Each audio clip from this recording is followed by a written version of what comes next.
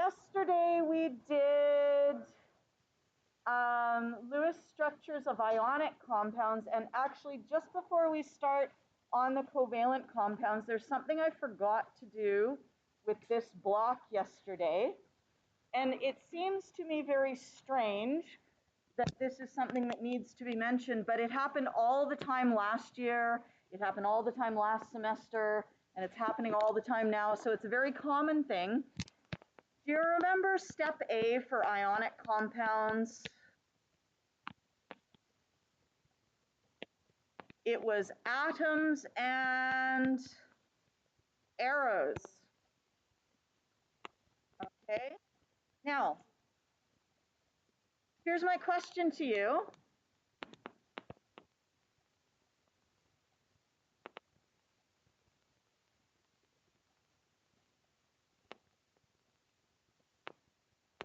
Is that an arrow? No, it does not have an arrowhead. You may think I drew that line from the magnesium to the chlorine. That's pretty straightforward, but I'm not actually watching you draw it, so in order for me to know the direction that that electron is moving, you need to include an arrowhead. I know that seems obvious, but it's not, apparently, because many people do not draw the actual arrowhead. So when you're drawing the arrows, make sure you draw the arrowhead. It is worth marks. If you don't do it, you will lose a little bit, okay?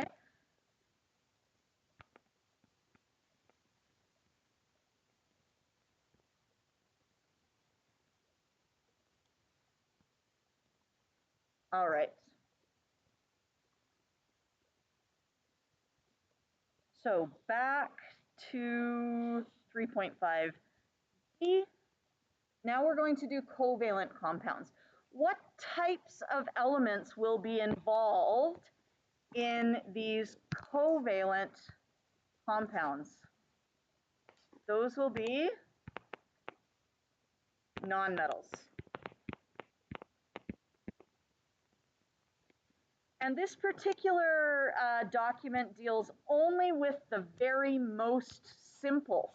All right, so we're going to get the overall idea of how they work, and then we'll get into a set of rules that will allow you to do more complex structures, okay? So this method is only going to work for the easiest compounds, but it helps you to understand how they're formed, it gives you some vocabulary, etc. So ionic bonding typically occurs when it is easy for one atom to lose one or more electrons. What type of element would we be looking at there when we have the one atom where it loses electrons? That would be a metal.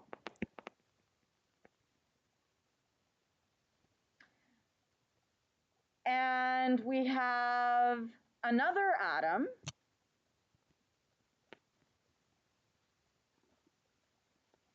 which it's easy for it to gain one or more electrons, and that would be your nonmetal. So that's ionic bonding. However, if we put two nonmetals together, neither of them are good at losing electrons. And when I say that, what I mean is that some atoms are better at pulling electrons towards themselves. It has to do with the amount of positive charge they have relative to their negative charge. But you don't need to know that. You just need to know that nonmetals are better at pulling electrons towards themselves.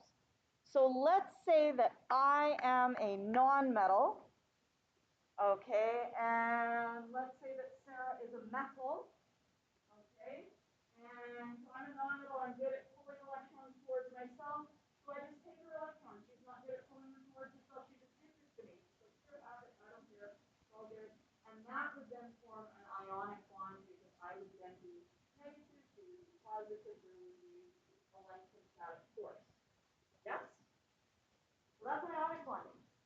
But if we want to have covalent bonding, if I'm a nonmetal And Jilly is also a nonmetal. And anything doesn't matter. You are good at pulling electrons towards yourself, and I am good at pulling electrons towards myself. And you can't feel it, but Jilly, do you feel a force here? Yes, there's a pulling force. We're both pulling on the electrons pretty equally. So nobody ends up with both of them. We both end up sharing the two. Okay? So that's what we're looking at today, is where we are sharing the electrons because both atoms pull on the electrons fairly equally well, and that sharing gives us a covalent bond.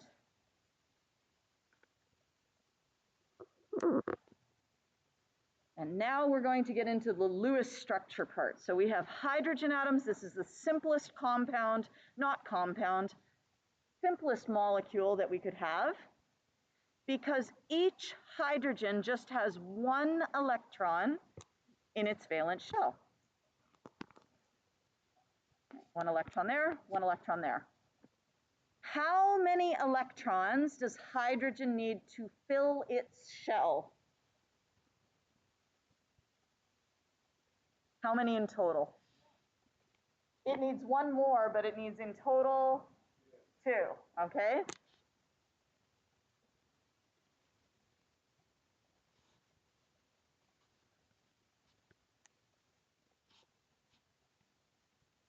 So in other words, yes, it needs one more. So the 2 hydrogens, just like myself and Jilly, we said, let's just share those electrons.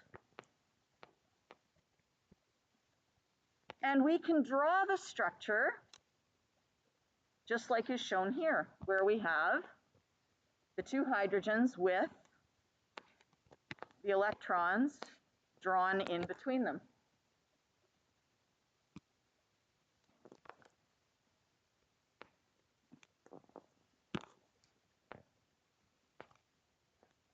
So this is a pair of shared electrons.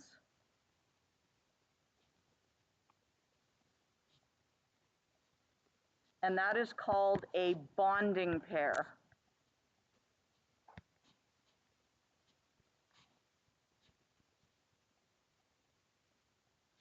So when those electrons are shared, they are called a bonding pair, and those 2 electrons form the covalent bond.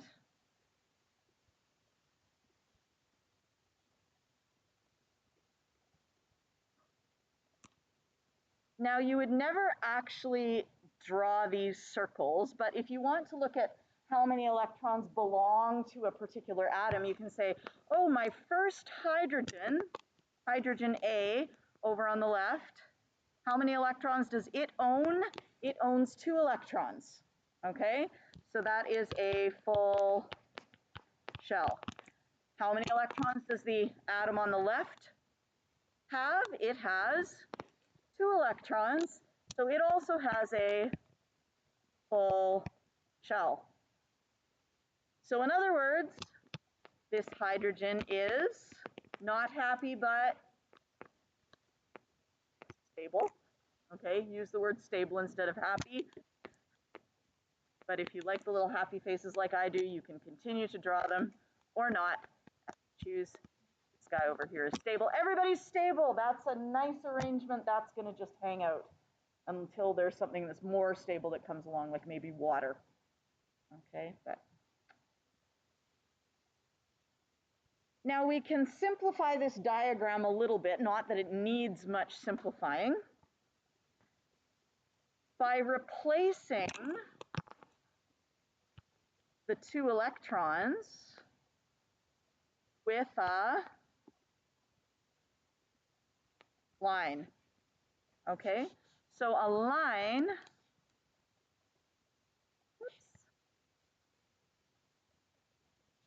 equals 2 electrons.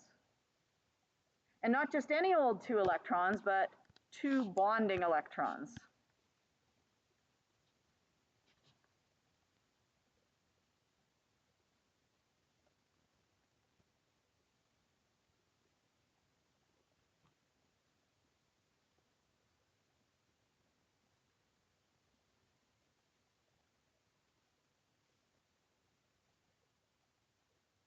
And you'll find when we get into more complex structures, it's nicer to have a line than to have all the dots. The dots start to get a little hard to read, and the lines just make it much tidier. These guys are sharing one pair of electrons, and if you share one pair of electrons, that is called a single bond. And a single bond is represented by one line. We will get into double and triple bonds tomorrow, but we will not hit those today. Today is just for the most simple structures.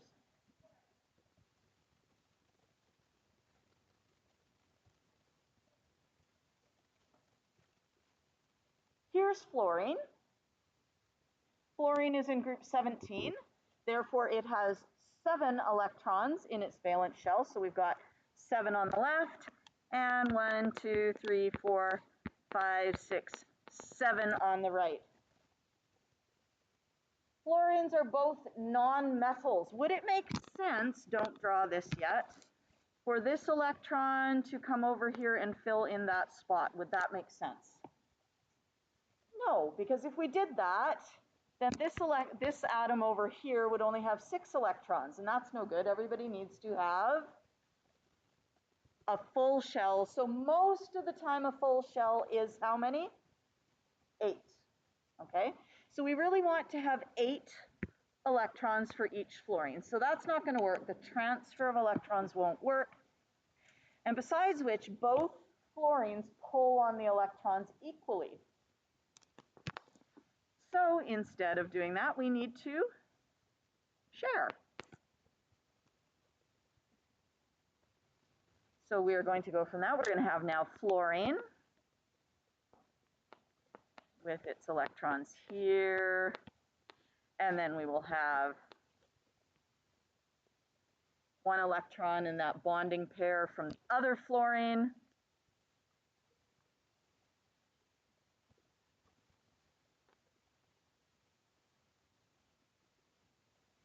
So this would be a perfectly acceptable Lewis dot structure of F2.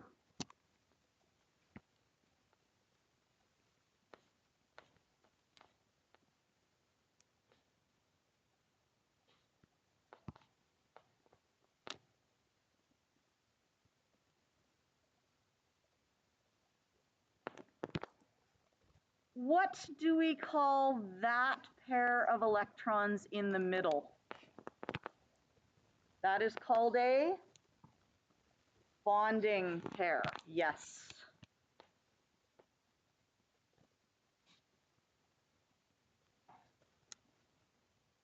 And there's only 1 pair of electrons.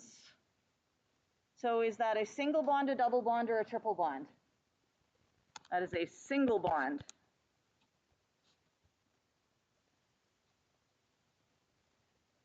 Now the other electrons that are not involved in bonding also have a name. And I'll just circle a couple of them. I mean, you could circle them all, but you don't need to.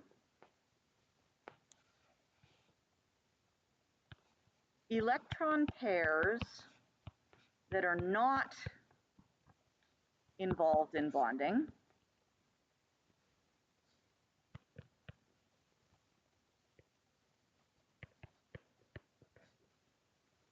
they are called lone pairs.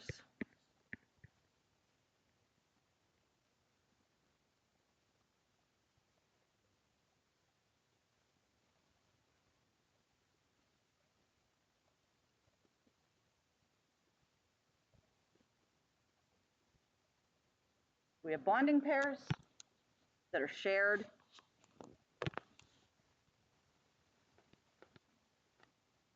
And we have lone pairs, and they belong to only 1 atom.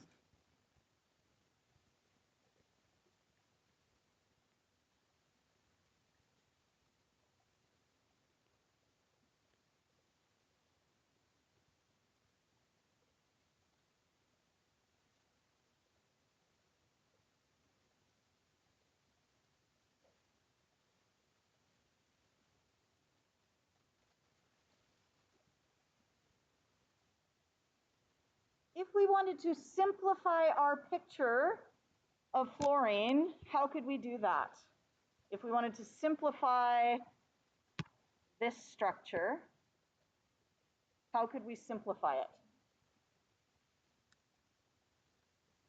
We wanted to redraw it a little bit simpler.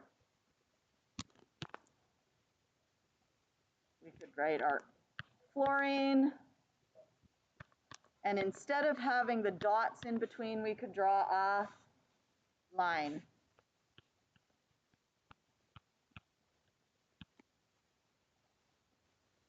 Now let's make sure that each fluorine has 8 electrons. Does the fluorine on the left have 8 electrons? It has 2, 4, 6, and then there's 2 electrons in the bonding pair, so 2, 4, 6, 8 electrons. How about the fluorine on the right? It has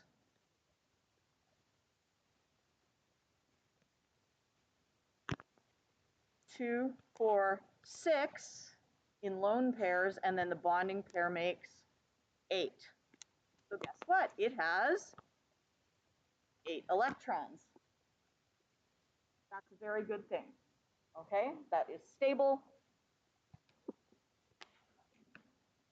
A full shell with 8 electrons is called a complete octet. I can spell octet, sure I can.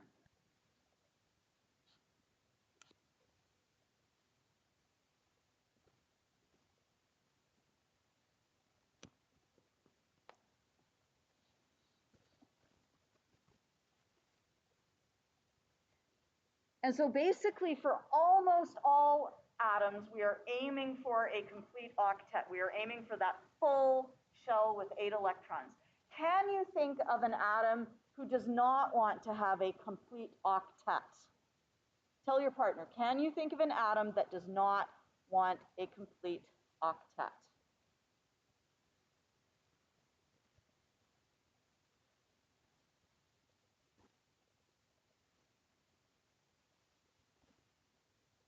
Oh, and before we do that, what does oct mean? Oct means 8. So who doesn't want 8 electrons? Which atom? Hydrogen. Hydrogen does not want a complete octet. It wants only 2 electrons. So everybody wants 8 except for hydrogen, who wants 2. There's a few other exceptions. We'll talk about them later. But the big exception to the octet, complete octet, is hydrogen. Yeah. Helium also, but we don't have to worry about filling up helium because it's already full. So yes, it's an exception to we call it the octet rule, where everybody wants 8. But because it's already full, we don't usually worry about it too much because it's already full and we don't have to bond and worry about how many you put in there. Yeah. Okay, let's take a look at what's on the next page. Mostly it's what we already did. It shows the sharing of the 2 electrons. It shows the electrons in between. We can see that each fluorine has 8 electrons. And then we can use that dash to represent the bonding pair. Now, here's something that you should always do when you are drawing a Lewis structure. You should check the total valence electrons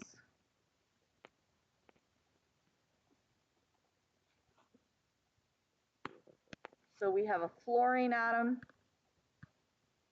and we have a fluorine atom. How many valence electrons does fluorine have? 7 valence electrons. And fluorine has 7 valence electrons. And so we have a total of 14 valence electrons. Once we have drawn our structure, our Lewis dot structure of the molecule, we should also get 14 electrons because that's how many we have to work with.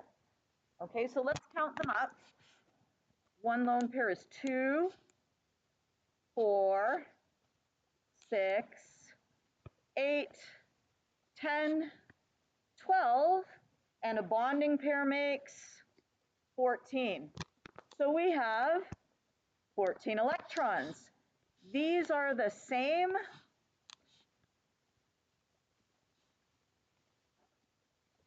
so that means that we are more likely than not to be correct. And you might think, why on earth would I need to do that? This whole checking procedure doesn't really matter when you're doing something so simple like this, but it's going to be more important when we get into double bonds and things like that to make sure that your electrons match. So check the total valence electrons versus the number of electrons in the molecule.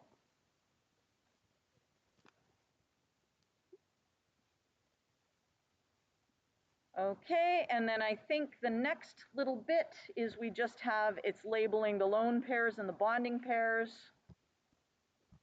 And I would like you now to draw the formation of Cl2. So you're going to start with the atoms, and then you're going to draw the molecule first with all dots, and then replacing the bonding electrons with a dash. So try drawing Cl2. Cl2.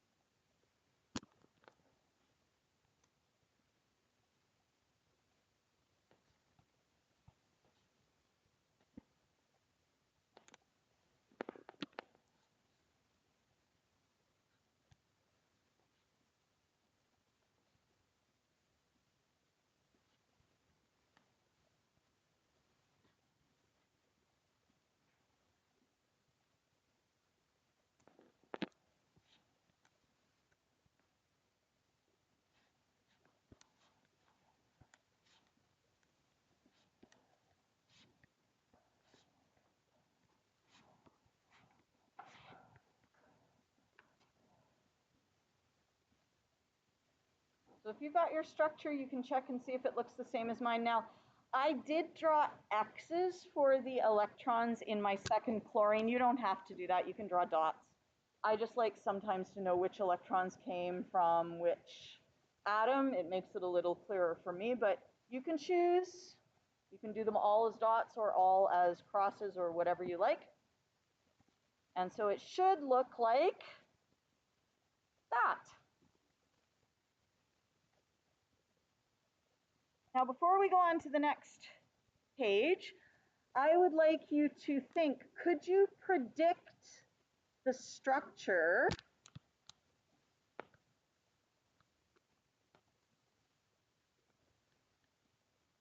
of Br2 without going through this whole process? We've just done fluorine, F2. We just did chlorine, Cl2. And now we're going to be doing bromine. And what group do these all belong to?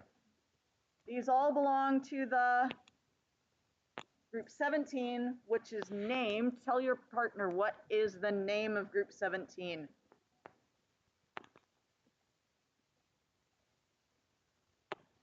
Group 17 is the halogens, halogens, however you prefer to pronounce it, okay? So if you had to predict this structure of Br2, what do you think it would look like? It would look just like chlorine and just like fluorine, but with Brs in the middle instead of Cls or Fs.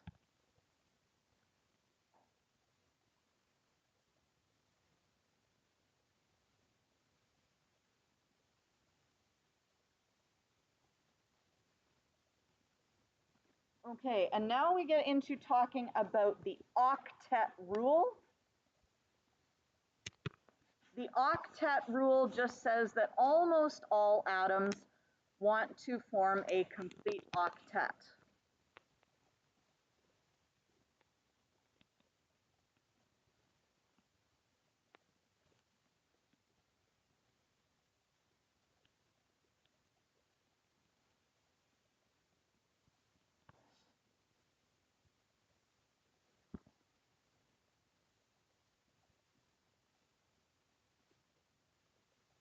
Now, when I say almost all atoms, I don't actually mean almost all atoms, because all the transition metals don't behave nicely. But the main group elements, and I would like you to get your periodic table out if you do not already have it out. Point out to your partner who are the main group elements. Show your partner where the main group elements are.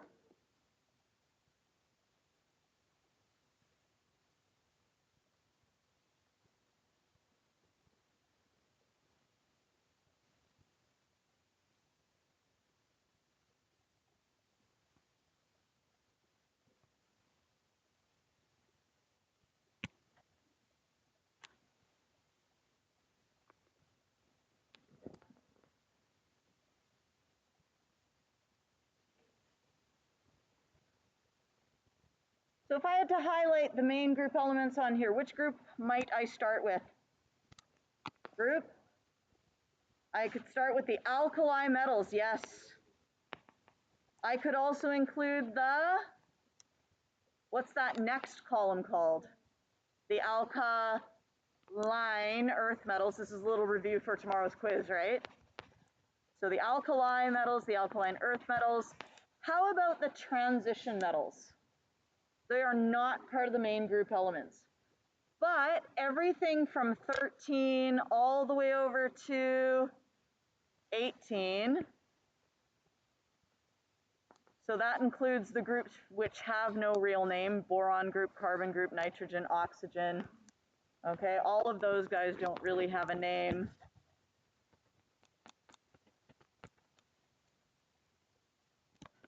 And helium. Okay. But we do have the halogens, and who is that last group on the right? That's our noble gases. And while we're at it, what do we call these guys down here?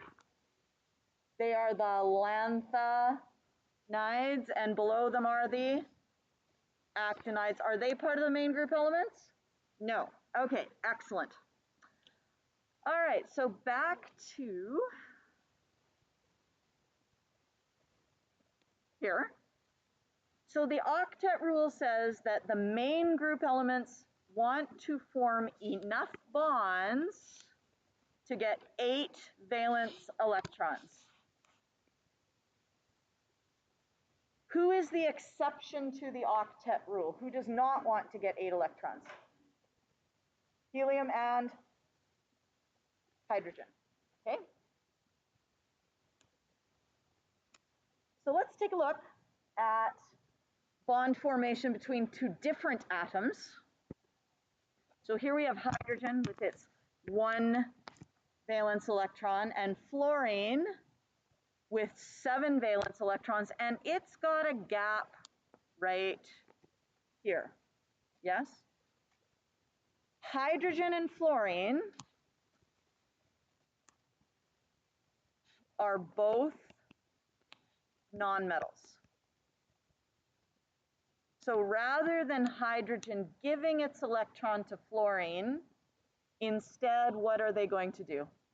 They're going to share.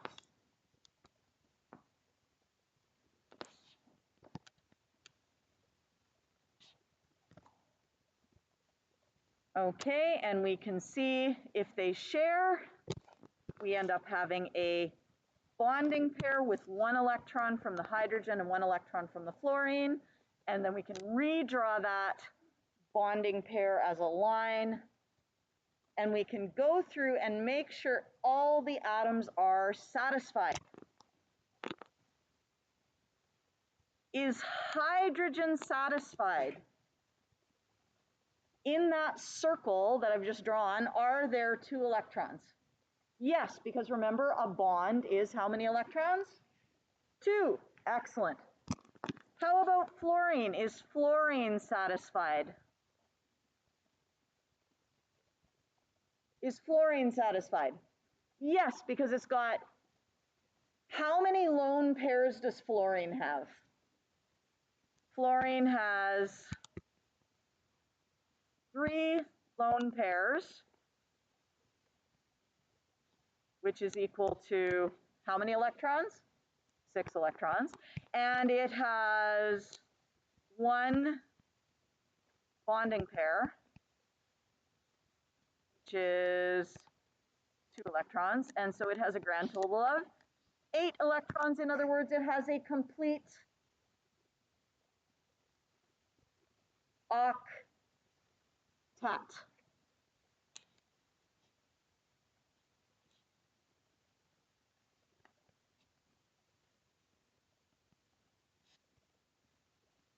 So we have fulfilled the octet rule.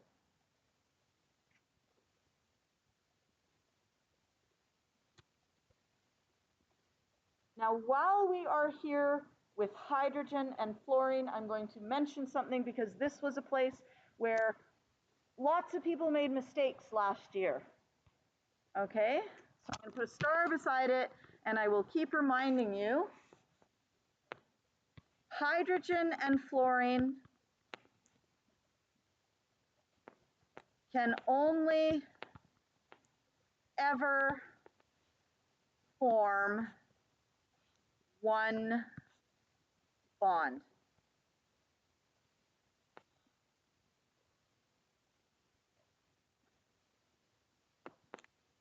Hydrogen and fluorine can only ever form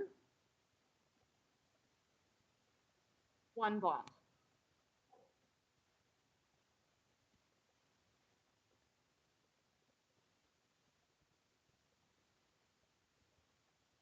Why can hydrogen only form 1 bond? It's only got 1 electron and it's only got 1 gap, right? So once it has shared and has made 1 bond, it has 2 electrons and its shell is full.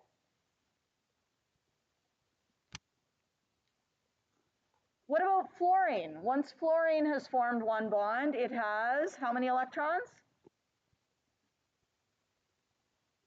Let's take a look.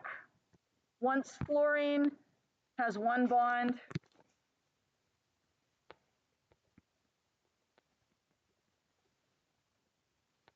how many electrons? 8 electrons, therefore it is full. So can it form another bond?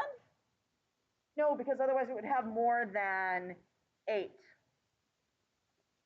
Which might beg the question, well, what about all those other halogens which also have 1 gap in their shell?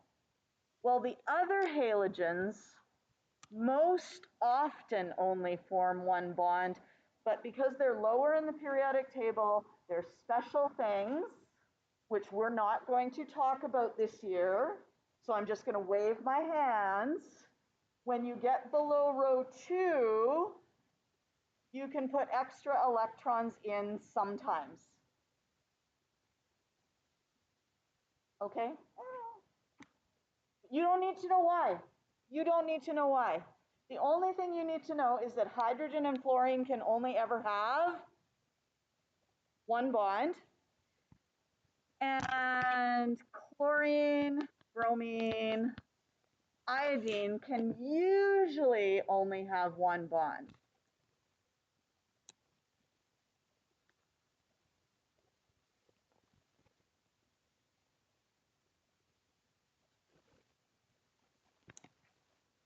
But there are exceptions. And you don't need to know why, because we don't have time to go over that this year. That would require another week of classes, and we don't have that. Okay? There are exceptions. Are there exceptions for hydrogen and fluorine having more than one bond? No. Only ever form one bond. Hydrogen and fluorine only ever form one bond. Chlorine, bromine, iodine usually only form one bond. So what I would like you to do is I would like you to try to draw a Lewis electron dot diagram for the covalent bond formation of HBr. Give that one a try. And it's going to follow the usually rule.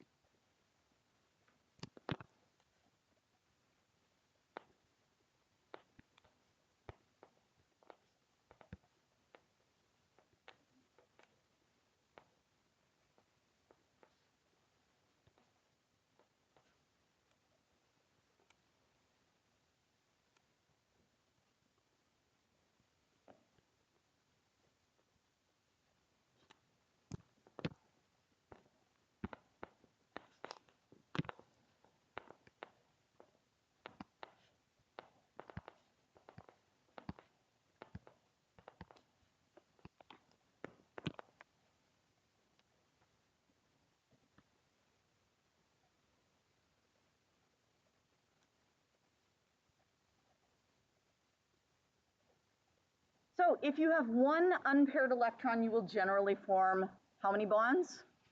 One bond. Okay? Now let's take a look here. We have hydrogen, which has one unpaired electron. So it's only going to form one bond. But in oxygen, we have two unpaired electrons.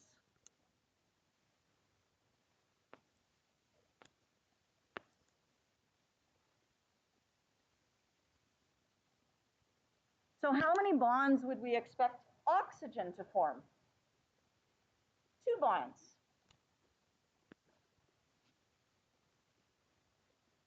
So let's see if we actually end up with two bonds. Well, if we take our oxygen and our hydrogen and we share these two electrons,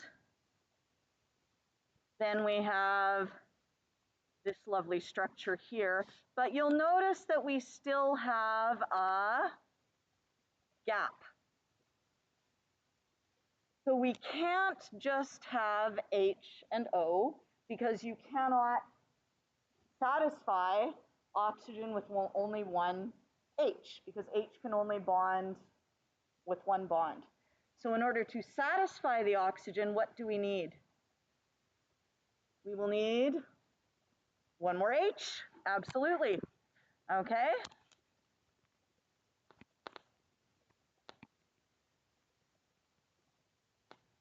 Okay, and so we go to our next page and we see, oh look, here comes our second H. Okay, and now oxygen has 8 and each hydrogen has 2.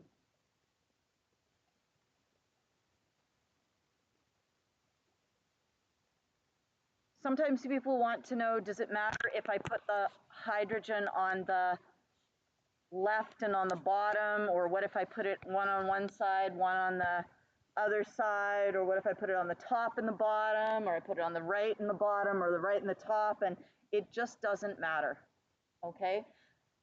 Lewis structures aren't particularly good representations of the 3D nature of molecules. Molecules are actually three-dimensional, and we squash them flat and make them square when we make Lewis structures.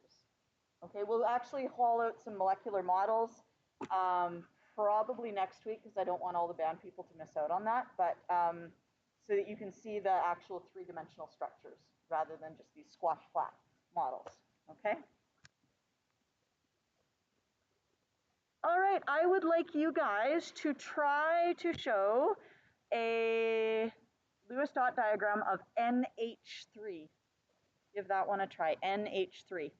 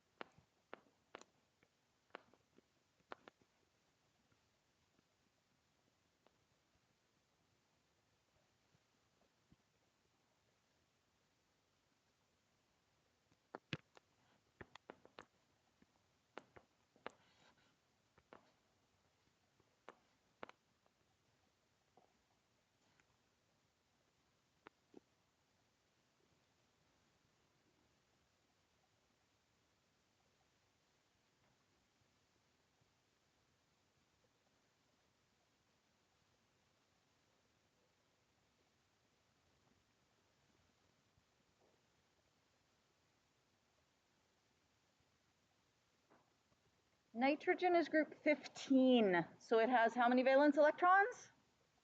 5. So how many unpaired electrons does it have? Has 3 unpaired electrons, one here, and one here. So likely it's going to form 3 bonds. And you can see the 3 hydrogens that we have slot in there really nicely. 1, 2, 3. Leaving us with 3, how many bonding pairs? 3 bonding pairs. And how many lone pairs? 1 lone pair. Okay, so there's our lone pair right there. 3 bonding pairs, 1 lone pair. So if we add those up, that means we have 6 electrons and 2 electrons equals 8 electrons. And guess what we started with? We started with nitrogen, which has 5, and then hydrogen, which has 1, but then we multiply by 3 because we have 3 hydrogens. So that's going to be 3 electrons. Okay, And so now we have, oh, hey, look, my valence electrons match the number of electrons in the structure. So that is a big thumbs up. All right. Now, it's really easy when hydrogen is one of the atoms to say, who's the atom that's in the middle, right, with the other ones surrounding it? Because hydrogen can never be in the middle. Why can hydrogen never be in the middle?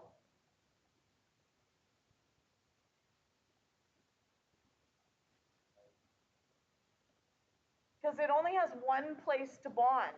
And if you're going to be in the middle, you must be able to bond to things to the side or up and down. You need to be in the middle, you have to be able to bond to at least two things, okay? So hydrogen is never in the middle. But what if we have something where it's not quite as obvious? And I know in this one it's still fairly obvious, but we're going to go with it anyway. There's a few ways of telling. First of all, if we look at the example of PCl3, the P is written first. And therefore, it will be the central atom.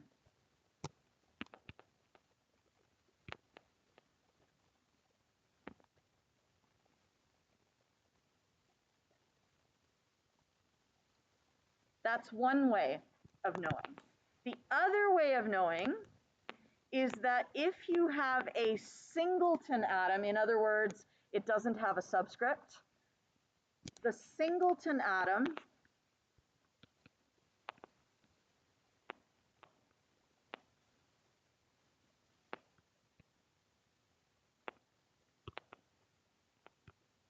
is usually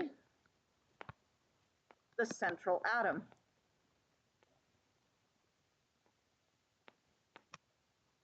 So this one meets both criteria. The phosphorus comes first in the formula, and it's the singleton atom. So we're going to put it in the middle, and we're going to put the chlorines around it.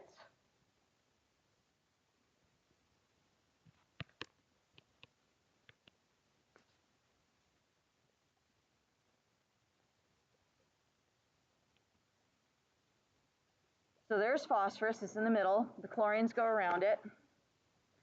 And chlorine, each chlorine has one unpaired electron.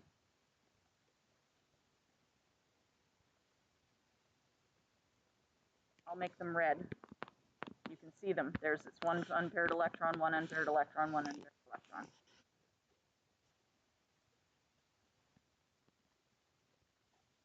Therefore, each chlorine will form how many bonds?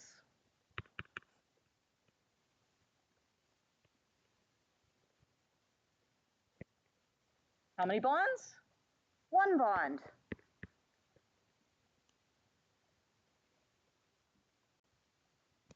Phosphorus, on the other hand, has how many unpaired electrons? 3. 1, 2, 3. Therefore, how many bonds? 3 bonds. And look, it all works out. I didn't even bother drawing the dot structure this time. I went straight to the lines. But you can still check and see that everyone has a complete what? A complete octet. You can still check for complete octets.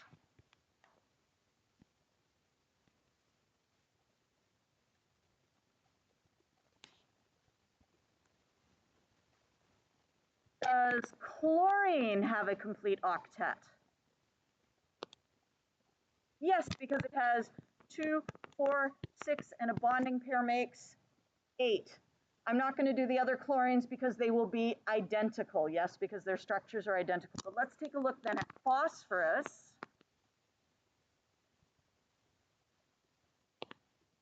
Does phosphorus have a complete octet? And yes, it does, because it's got 2, 4, 6 in terms of bonding pairs, and then a lone pair makes 8. So everybody has 8 electrons. So everybody has a complete octet, therefore the octet rule is satisfied.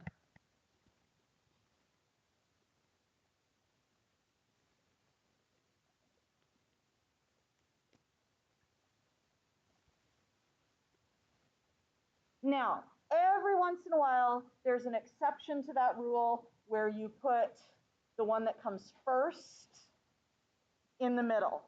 And the most famous exception to that rule is H2O. In H2O, the H comes first, but it cannot go in the middle because it can only ever form one bond. Okay? So you just have to, with that one, you just have to go, okay, I cannot put H in the middle, so who do I have to put in the middle? Oxygen. And oxygen is the singleton, so I would put oxygen in the middle and put the hydrogens around it. I think it's the only major exception. Sometimes things that are really common tend to be the exception to the rule because they've been written so commonly that they don't follow the rule that somebody came up with later. So H2O was probably written as H2O long before they came up with the rule of what order to write the elements in. So technically, probably water should be OH2, but it's not. So there we are, okay?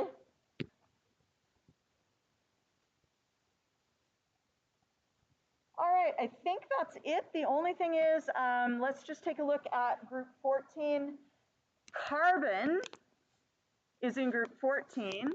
It has 1, 2, 3, 4 valence electrons. And so you can see how many bonds does it form. Therefore, 4 bonds.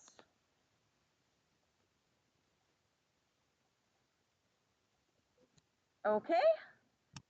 And I think that's it. Your homework is going to be pages 96 to 97 and study for your quiz on the periodic table.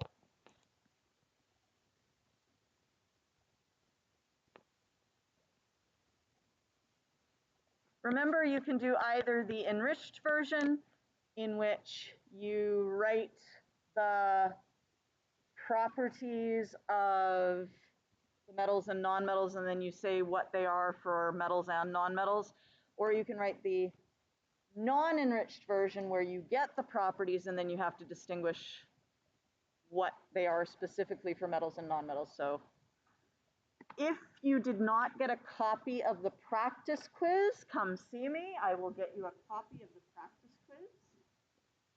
Anyone need a practice quiz? Where did I put them? Practice quiz. Where are you? Practice quiz. I should have found them before I called you guys up here, shouldn't I? That would have been a clever thing to do. You know what? It doesn't really matter. I'm just going to give you a regular quiz because they're the same as the practice quiz. Okay? And the only thing that the practice quiz says that this one doesn't is on this it says if you're doing the enriched, this one will be blank. Okay? There you go. The answer key is online. Yes, of course. There we go. There we go.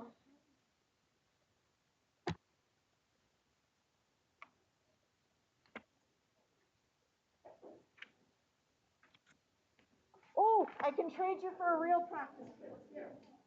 Pretty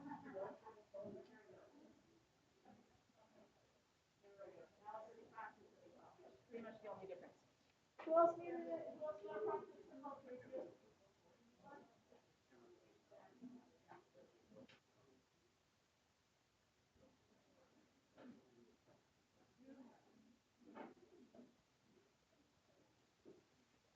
Anyone else need a practice quiz? Anyone else want an extra one? The answer key is on our team.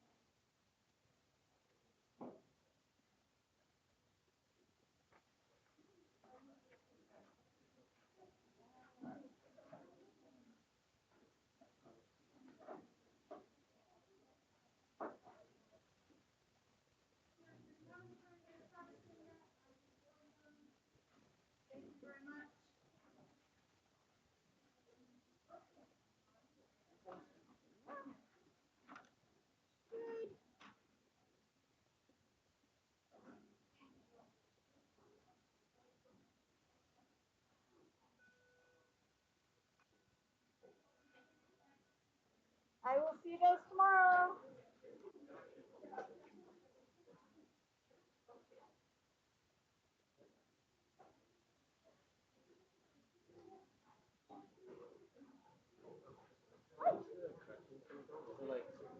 So you'll come in, I will get a blank copy of the test, and I will look at your test, and I'll be like, okay, we're going to do this one.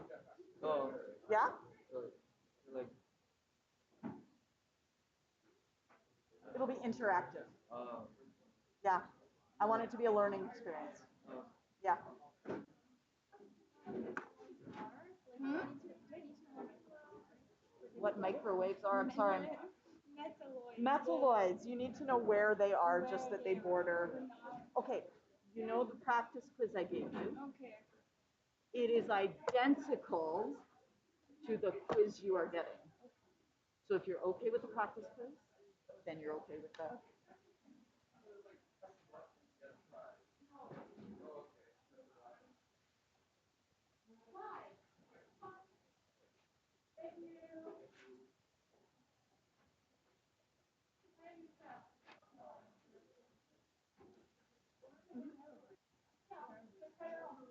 You can come in to do corrections with me. It will basically mean that yes, you'll be redoing some parts of it, but you'll be doing it in conversation with me. Okay, so it'll be like a learning experience. Okay, and if you want it to go in before report cards, you can see me today after school, tomorrow morning, or tomorrow after school. Okay, if you don't care, if you're just like report cards fine, I want the mark to go up, but I can wait until after report cards. You can do it next week. Okay, so that's up to you. Yeah. Hello.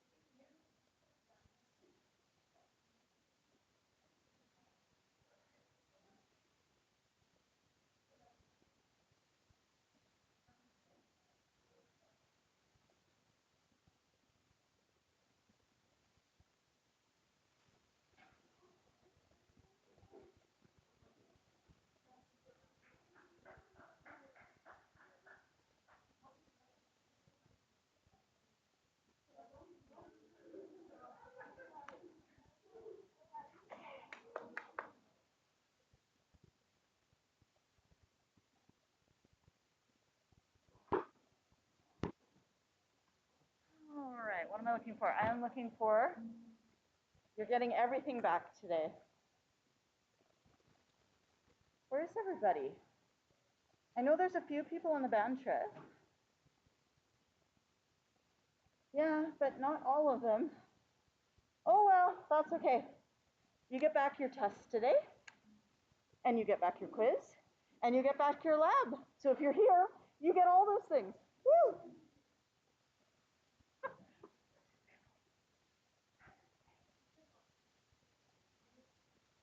There are only 9 people here.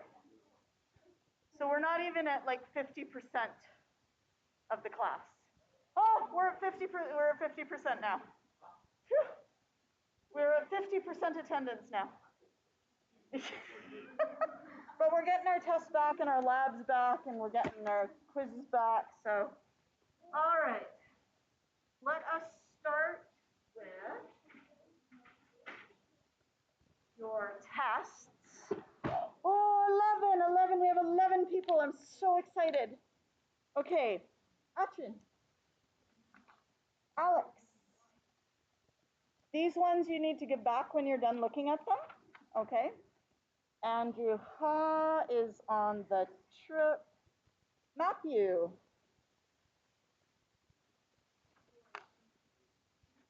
This is unit 2. Yeah. Covalent is on the trip. Austin is on the trip. Cade. There's a band trip and a drama trip. I don't know who's on which one. Gustavo is not here. Isaiah is not here. Caitlin. Hannah. Archer. Juan. There we go. Wesley. Not here. Bella. Jonathan is on the trip, I believe. Diane. Michelle is here. Michelle. Nathan. And Kira is not here. Okay. There you go. All right, now we're going to do labs. China.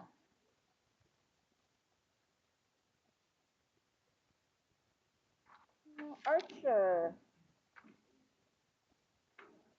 Sun. Matthew. Gustavo, not here.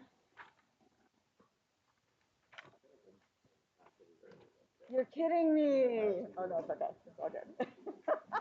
Diane's not here. Caitlin. Alex. No Isaiah. Atrin. No Covalent. Alex. Nathan. Cade.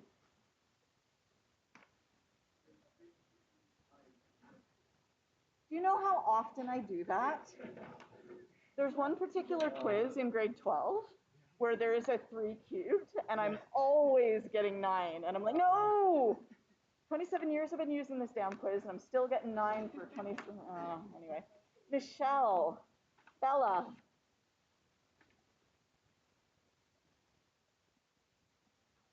Yeah. All right, now let's find your quizzes.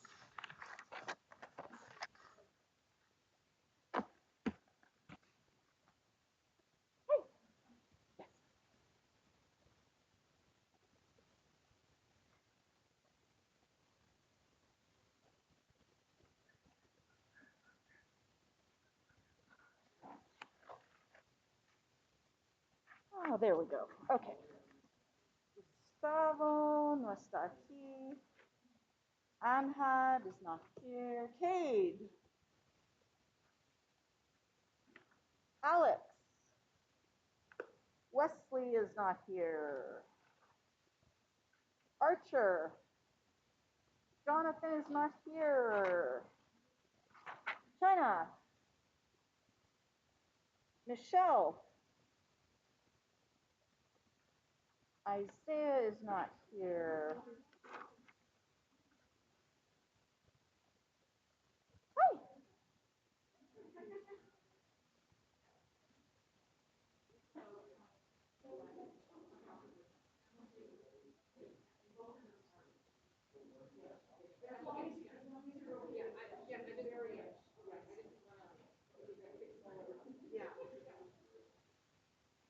All right, let's see. We have Covalent's not here. Action. Kira's not here. Caitlin.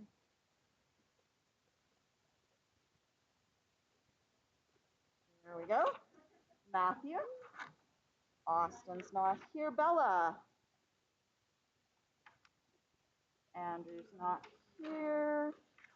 Diane's not here. Nathan. Archer. You're welcome. Archer. There is a hole punch up here if you want it for your lab. I know your lab is not hole punch, so if you want to do that, you can.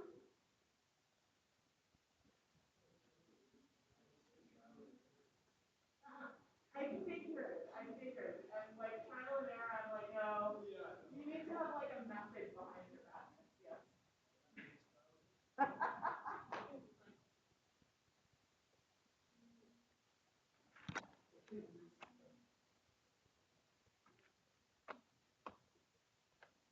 Okay, please belong to this block. When you're done with your test, you can hand the test back in.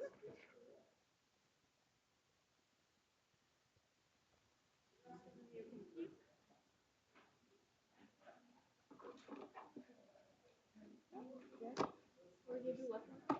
We're going to do a lesson today. Yep. Fairly big lesson, actually. Thank you.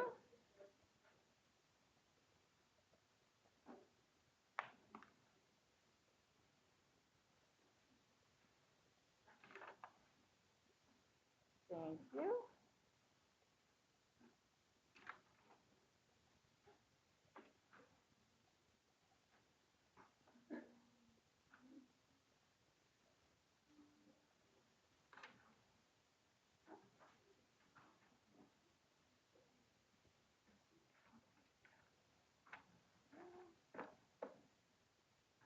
Just right there, please. Thank you so much.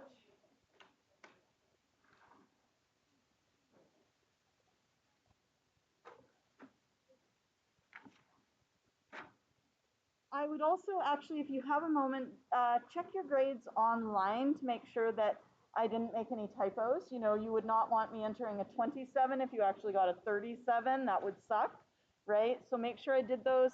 And I have not marked your action. I've not marked your requiz on this one yet, but check tomorrow to make sure all your requizzes are up to date because I'm going to update them tonight. Okay? So tonight will be the night when I update all your requizzes.